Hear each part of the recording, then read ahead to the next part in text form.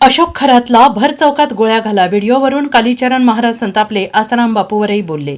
अशोक खरात सारख्या लोकांना भर चौकामध्ये डोक्यात गोळ्या घाला अशी मागणी कालीचरण महाराज यांनी सरकारकडे केली आहे।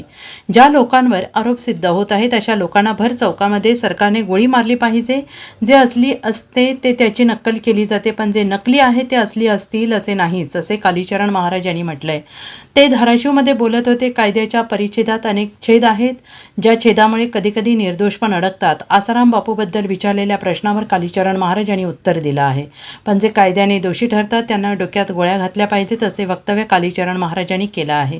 कालीचरण महाराज हे धाराशिव जिल्ह्यात कार्यक्रमासाठी आले असता पत्रकारांनी विचारलेल्या प्रश्नाला उत्तर देताना त्यांनी सरकारकडे ही मागणी केली आहे।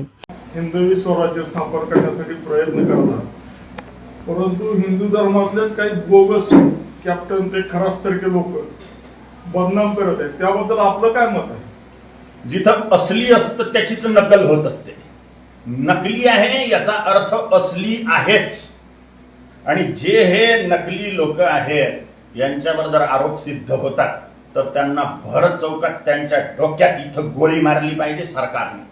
मग आसाराम बापू त्यातच आहेत, राम रहीम त्यामध्ये काय नाही। आरोप ज्यांचे सिद्ध झाले त्यांना भर रस्त्यात गोळी मारा।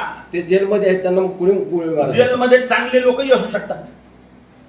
अनुच्छेद कायद्यांचे इतक्या सगळ्या अनुच्छेदांमध्ये इतके छेद आहेत की खरे आरोपीही सुटतात आणि निर्दोष लोकही अटकतात।